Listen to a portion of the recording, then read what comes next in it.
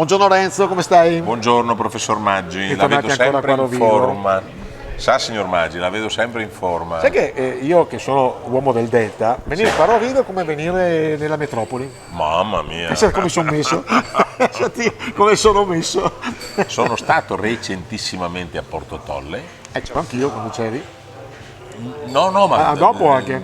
sono andato una settimana prima Ah. con degli amici che non avevano mai visto il Delta del Po e mi hanno fatto, non complimenti a me, ma hanno guardato con grande stupore positivo le bellezze ma anche le infrastrutture, perché il problema è qual è? Che il Delta del Po è lontano dalle grandi vie di traffico, ma è meraviglioso.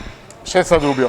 Posso fare un inciso sul Delta Ma del Po che quello che conosco. Il vuoi. Delta del Po è purtroppo che ogni paese è slegato. Il Delta del Po dovrebbe essere un centro unico con i 7-8 comuni, invece è molto, gliel'ho detto al sindaco di Porto Tolle, è molto Porto Tolle centrico. Molto E questo è un po' un difetto, ma questa è un'altra storia, ne parleremo quando andremo a Porto Tolle con il Certo, sindaco certo. e ne parleremo. Certo. Sai cosa ho notato ultimamente? Che c'è un ritorno del grande Gianfranco Fini. È vero, è vero, è Come vero. mai c'è questa riesumazione di una salma? Beh, lei Cattivo. è cattivetto, lei ha detto una cosa che non va bene. Tanto perché non è una salma, perché Vabbè. non è morto assolutamente, anzi. In più, Però lui sottolinea il fatto che non è più in politica. Io ho ascoltato 7-8 interviste e gli ho detto, ma adesso che sono fuori dalla politica, sì, lui è fuori dalla politica attiva. Proprio per questo ogni suo giudizio è dettato dalla esperienza e dalla lucidità di analisi. Guardi, sarà passare qualche anno, certamente, dallo scontro con Silvio Berlusconi, dai bei problemi anche della sua famiglia con E delle case in la giro per il famosa mondo. storia dell'appartamento, eccetera. Ma diciamo la verità, quando ho visto alcune delle interviste a cui lei si riferiva e la capacità di giudizio e la lungimiranza di Gianfranco Fini sono 4 piani oltre la media della politica nazionale attuale. Ecco, però, parlando di Fini e parlando della politica attuale, ne abbiamo già parlato in tanti sprizzetti, c'è una nostalgia della Prima Repubblica, diciamo che Fini rappresenta proprio il passaggio tra la Prima e la Seconda Repubblica. Bravissimo.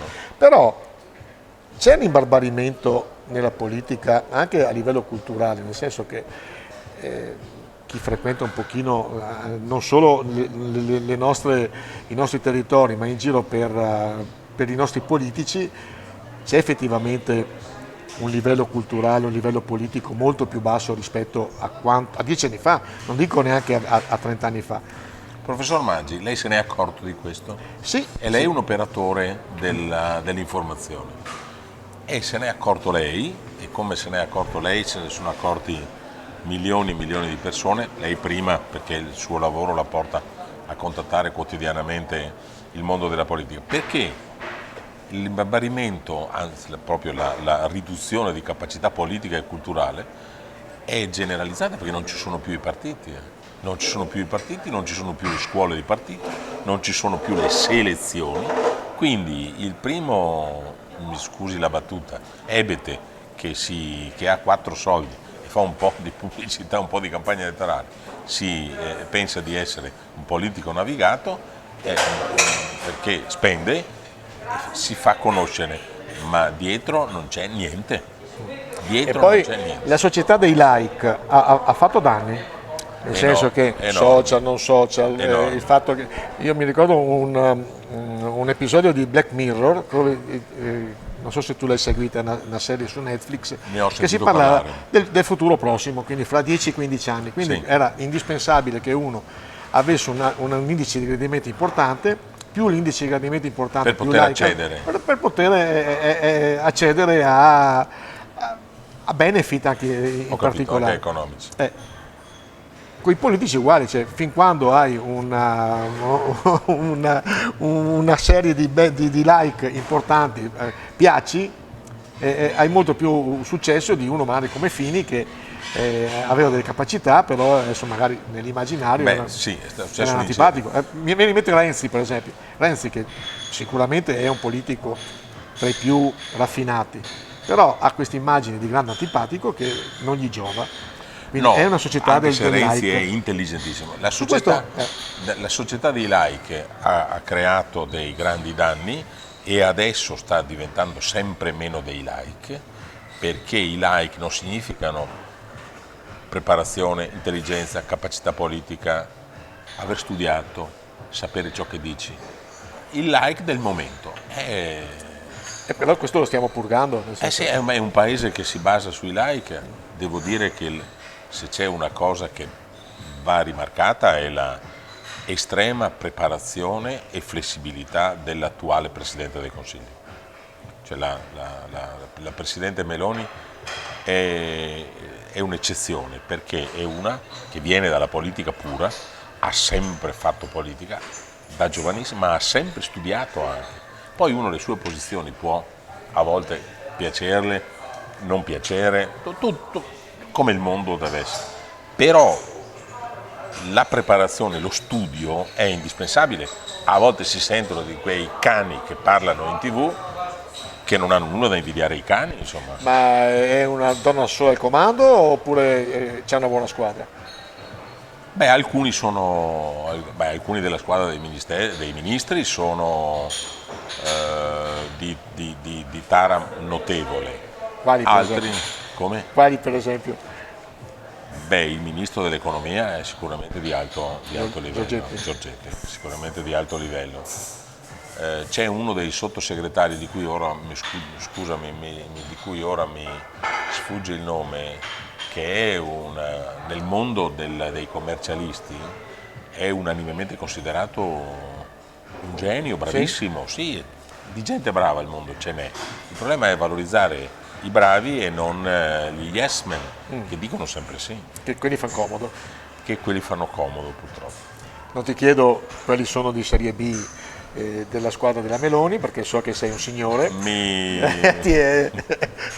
consenta di non rispondere. Va bene, non te lo chiedo. Diceva il Cavaliere, mi consenta di non rispondere. A proposito, facciamo gli auguri al Cavaliere. Facciamo gli auguri al Presidente Berlusconi, che sembra che lentamente ma inesorabilmente stia uscendo dalla situazione fisica più difficile degli ultimi augurandogli il massimo della salute.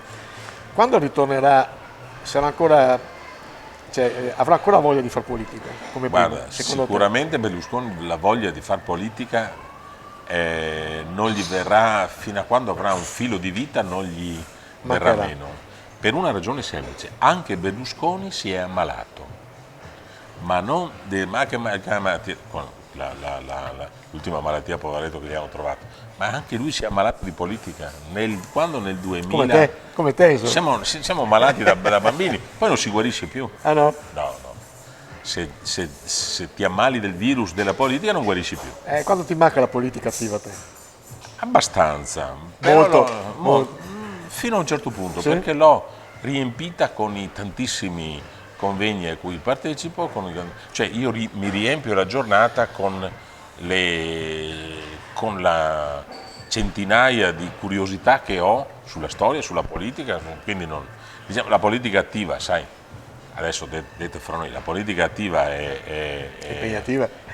Se la vuoi fare bene è impegnativa, se invece vuoi apparire solo, fai un Kaiser dalla mattina alla sera e stringi mani però è meglio che quando ti fanno domande che te sari lì, perché sennò... Vabbè, con la frase celeberrima, il potere del logoro a chi non ce l'ha. Frase di Giulio Andreotti e che probabilmente non aveva torto. Ci rimandiamo al prossimo Spritz. Al prossimo Spritz, arrivederci da Rovigo.